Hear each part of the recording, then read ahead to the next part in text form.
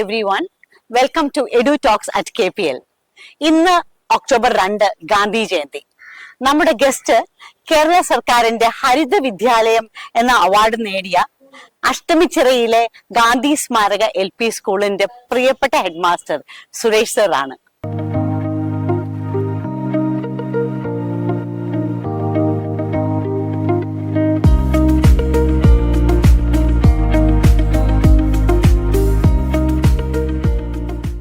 സാറേ, അഭിനന്ദനങ്ങൾ and welcome to Edu Talks at KPL. So നമ്മുടെ കോട്ടയം പബ്ലിക് ലൈബ്രറിയിലെ ഒരു എഡ്യൂക്കേഷണൽ ടോക്സ് ആണ്. സോ സാറിന്റെ ഈ അഭിനന്ദനങ്ങള് സാർ അതെങ്ങനെ സ്വീകരിക്കുന്നു?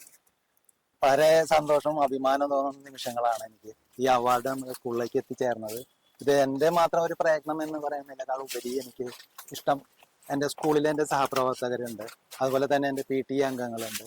അവിടെ എല്ലാവരുടെയും ഒരു കൂട്ടായ പരിശ്രമം കൊണ്ടാണ് ഈ അവാർഡ് എൻ്റെ സ്കൂളിലേക്ക് എത്തിച്ചേർന്നതെന്ന് വിശ്വസിക്കുന്ന ഒരാളാണ്. Okay sir. സാറേ, സാധാരണ ഒരു LP സ്കൂളിനെ സമൂഹത്തിന്റെ ശ്രദ്ധ ആർജിച്ച ഒരു മാതൃകാ സ്കൂളാക്കി സാറ് മാറ്റി. സോ ആ മാറ്റത്തിലേക്ക് സാറിനെ നയിച്ച ശക്തി എന്തായിരുന്നു? ശക്തി എന്ന് പറയുന്നത് എൻ്റെ സഹപ്രവർത്തകരും എൻ്റെ PT അംഗങ്ങളും തന്നെയാണ്. അവര് നമ്മളെ സ്കൂളിലെ ഒരു പ്രവർത്തനം ആവിഷ്കരിക്കുമ്പോൾ അതിന് എന്താണ് ആശയം അവർ തരുന്നത്, നമ്മുടെ സ്കൂളിലെ ഏത് രീതിയിൽ അത് പ്രാവർത്തികമാക്കാമെന്ന് ആദ്യം നമ്മൾ പ്ലാൻ ചെയ്തുകൊണ്ടാണ് കാര്യങ്ങൾ മുന്നോട്ട് കൊണ്ടുപോകുന്നത്. അതെ, ഗ്രൂപ്പ് ആയിട്ടുള്ള ഒരു ആക്ടിവിറ്റിയാണ് ഞാൻ ഉദ്ദേശിക്കുന്നത്. അപ്പൊ ആ രീതിയിലുള്ള ഒരു പ്രവർത്തനം ആയതുകൊണ്ട് നമുക്ക് അതിന്റെ വിജയം നമുക്ക് കിട്ടുന്നുണ്ട് ഏത് തരത്തിലായാലും. സ്കൂളിന് ഹരിത വിദ്യാലയം എന്ന് പറഞ്ഞ അവാർഡ് കിട്ടി. നമ്മുടെ ഓരോ സ്റ്റുഡൻസിനും അവരുടെ ലൈഫ് സ്റ്റൈലില്, അവരുടെ പ്രാക്ടിക്കൽ സ്കിൽസില്, അവരുടെ പ്രാക്ടിക്കൽ ലേണിംഗില് അവർക്ക് എത്ര പ്രയോജനപ്പെടും ഈ അവാർഡ് എന്ന് സാറ് വിശ്വസിക്കുന്നു? അവരുടെ ജീവിതത്തില് ഇപ്പോഴല്ലെങ്കിലും അവർ വളർന്നു വരുന്ന ഒരു തലമുറയാണല്ലോ. അവർക്ക് ഭാവി ജീവിതത്തിലേക്ക് ഈ കാര്യങ്ങൾ അവർ ലേൺ ചെയ്തത് അവരുടെ ഭാവി ജീവിതത്തിൽ അത് പടുത്തുയർത്താനായിട്ട് തീർച്ചയായിട്ടും ഈ അവാർഡ്, ഇതിലെ പ്രവർത്തനങ്ങൾ, നമ്മുടെ സ്കൂളിലെ മികവുകൾ അവരുടെ ജീവിതത്തിൽ എന്തായാലും തീർച്ചയായും അവര് സ്വാധീനിക്കും. കാരണം എന്ന് വെച്ചാൽ നമ്മുടെ സ്കൂളിൽ നടത്തിയ പ്രവർത്തനങ്ങൾ ഇപ്പൊ കൃഷി മാത്രമല്ല, കൃഷിയിലൂടെ നമ്മൾ ചെയ്യുന്ന കാര്യങ്ങള് അതിലെ ജൈവവള ആണ് നമ്മൾ ഉപയോഗിക്കാറ്. അപ്പൊ അതിന്റെ രീതിയിൽ നമ്മുടെ മനുഷ്യന്റെ ശരീരത്തിന് ഹാനികരമാകുന്ന രീതിയിലുള്ള മരുന്നുകളോ അല്ലെങ്കിൽ പെസ്റ്റിസൈഡ്സ് അങ്ങനെയുള്ള കാര്യങ്ങളൊന്നും ഉപയോഗിക്കാറില്ല. അപ്പൊ അതുകൊണ്ട് തന്നെ അതെ അതെ ആരോഗ്യം തന്നെയാണ് സമ്പത്ത്. പിന്നെ അതോടൊപ്പം തന്നെ നമ്മൾ കൃഷി ചെയ്യുന്ന രീതിയിൽ പ്ലാസ്റ്റിക്, നമ്മൾ വലിച്ചെറിയുന്ന ഒരു പ്ലാസ്റ്റിക് കുപ്പിയാണെങ്കിൽ പോലും ആ കുപ്പി നമ്മൾ പുനരുപയോഗം ചെയ്യുകയാണ് ചെയ്യുക. അതിനകത്ത് നമ്മൾ ചീരകൾ, ചെറിയ ചെറിയ ചീരകൾ നട്ട് അതിൽ കൃഷി പരിപാലിക്കുന്ന ഒരു സംവിധാനം കൂടി നമ്മൾ സ്കൂളിൽ ചെയ്തിരുന്നു. അതൊന്ന്. പിന്നെ അത് കൂടാതെ തന്നെ അതെ അതെ അത് കൂടാതെ തന്നെ പ്ലാസ്റ്റിക് കവറുകൾ നമ്മൾ ഉപയോഗിച്ച് വലിച്ചെറിയുന്ന ഒരു ശീലം നമുക്കുണ്ടായിരുന്നു. അപ്പൊ അതൊക്കെ കുട്ടികൾ കണ്ടു വളർന്നവരാണ്. അപ്പൊ ആ പ്ലാസ്റ്റിക് കവറുകൾ നമ്മൾ ഉപയോഗിച്ചുകൊണ്ട് ഫ്ലവർ വേസുകൾ ഉണ്ടാക്കാൻ, അതിൽ ആർട്ടിഫിഷ്യലായിട്ട് ചെയ്യാവുന്ന കാര്യങ്ങൾ അല്ലെങ്കിൽ ആർട്ടുമായി ബന്ധപ്പെട്ട് ചെയ്യാവുന്ന കാര്യങ്ങളൊക്കെ എങ്ങനെയാണെന്നുള്ളത് കുട്ടികളെ പറഞ്ഞു കൊടുത്ത്, അതോടൊപ്പം തന്നെ പേപ്പർ പേന നിർമ്മാണം. നമ്മൾ പേപ്പർ പേന, നമ്മൾ ഒരു പേന, പ്ലാസ്റ്റിക് പേന വാങ്ങി ഉപയോഗിച്ച് വലിച്ചെറിയുന്ന ഒരു ശീലമാണുള്ളത്. അപ്പൊ അതിൽ നിന്ന് നമ്മൾ പരിസ്ഥിതിയെ സംരക്ഷിക്കാൻ എന്നൊരു അവബോധം വളർത്തുന്നതിന് പേപ്പർ പേന നിർമ്മാണം, അതിനകത്തൊരു വിത്ത് നിക്ഷേപിച്ചുകൊണ്ട് പേന വലിച്ചെറിഞ്ഞാലും ഒരു വിത്ത് മുളച്ച് അത് വൃക്ഷമായി മാറുന്ന ഒരു കാഴ്ച കുട്ടികൾക്ക് ലഭിക്കുന്നു. സാറ് പറയുന്ന ഇൻ ടോട്ടൽ അവരുടെ ഒരു സിവിക് സെൻസ് തന്നെ ബെറ്റർ ആക്കും. അതെ അതെ. സാറേ, പ്ലാസ്റ്റിക് ബോട്ടിൽ, പ്ലാസ്റ്റിക് പേന ഇവയെല്ലാം ഒഴിവാക്കിയിട്ട് ഈവൻ പച്ചക്കറി തോട്ടം വരെ നട്ടുപിടിപ്പിച്ചു. സോ ഈ ഒരു പാതയിലൂടെ സാറ് സഞ്ചരിച്ച് ഇത്രയും നല്ലൊരു പ്രപഞ്ചത്തെ പിന്നെയും ഗ്രീൻ ആക്കാൻ സാറ് ശ്രമിച്ചു. സോ ഈ ശ്രമത്തില് സാറിന് നേരിട്ട ഏറ്റവും വലിയ വെല്ലുവിളി ഏതായിരുന്നു? വെല്ലുവിളി എന്ന് പറയുന്നത് നമ്മുടെ LP കുട്ടികളായതുകൊണ്ട് അത് നട്ടു പരിപാലിക്കുന്നതിന് അവർക്കൊരു ലിമിറ്റേഷൻ ഉണ്ട്. ഈ വെല്ലുവിളിയെ സാർ എങ്ങനെയാ നേരിട്ടത്? സ്കൂളിനെ സംബന്ധിച്ച് 4ാം ക്ലാസ്സിലെ വിദ്യാർത്ഥികളാണ് സീനിയേഴ്സ്.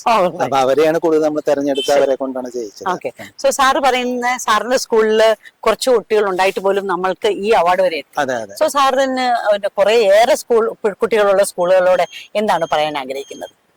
നമുക്ക് എന്റെ സ്കൂളിൽ ഇപ്പൊ 100-ൽ താഴെ ഏകദേശം ഒരു 75-80 കുട്ടികളോളാണ് ഉള്ളത്. LP തലത്തില് പറയുകയാണെങ്കിൽ ഇപ്പൊ ഈ ലിമിറ്റേഷൻ വെച്ചുകൊണ്ട് എൻ്റെ സ്കൂളിലേക്ക് ഇത്തരം പ്രവർത്തനങ്ങൾ ചെയ്ത വഴി അവാർഡുകളൊക്കെ കിട്ടി.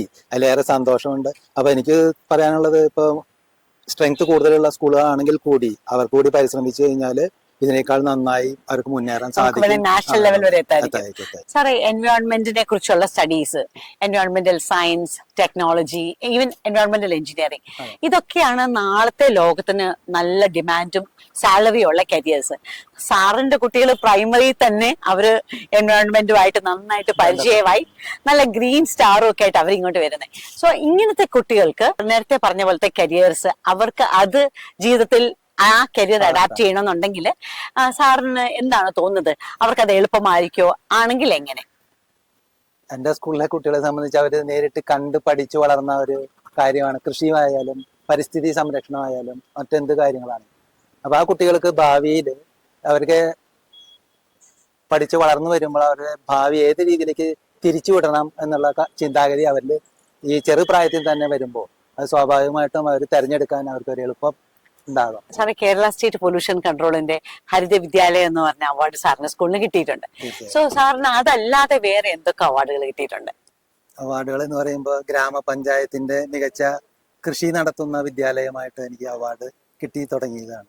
അതിൽ നിന്ന് നമ്മൾ മാതൃഭൂമി സീഡ് എന്ന് പറയുന്ന ഒരു ക്ലബ്ബ് നമ്മുടെ സ്കൂളിൽ വർക്ക് ചെയ്യുന്നുണ്ട്. ആ ക്ലബില് നമ്മൾ പ്രവർത്തനങ്ങളിലൂടെ നമുക്ക് ജില്ലയിൽ, തൃശ്ശൂർ ജില്ലയിൽ ശ്രേഷ്ഠ ഹരിത വിദ്യാലയം എന്ന ഒരു അവാർഡ് നമുക്ക് ലഭിച്ചു ജില്ലയിൽ.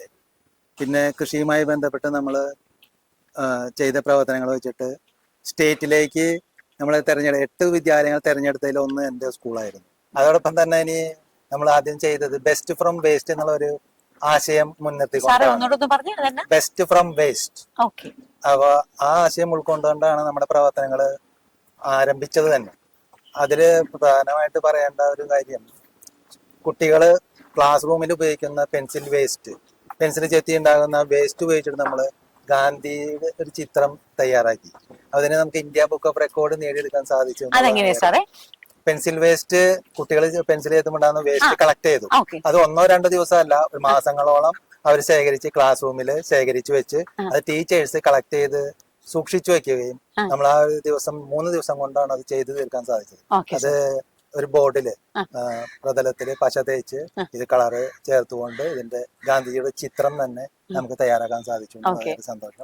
ഇതിനാണ് ഇന്ത്യ ബുക്ക് ഓഫ് റെക്കോർഡ് കിട്ടിയത്. ഇത് കണ്ടുകൊണ്ട് തന്നെ നമ്മളെ കുട്ടികളെ പഠനോപകരണമായിട്ട് നമ്മൾ പെൻസിൽ ഉപയോഗിച്ച പോലെ തന്നെ ഇറേസർ ഉപയോഗിച്ചിട്ട് നമ്മൾ ഇന്ത്യൻ ഭരണഘടനയുടെ ആമുഖം അതില് കുട്ടികൾ തന്നെ എഴുതി അതിന്റെ ആമുഖം എഴുതിയിട്ട് അത് ഗം ഉപയോഗിച്ച് നമ്മളെ പ്രതലത്തില് സ്റ്റിക്ക് ചെയ്ത് വെച്ചു.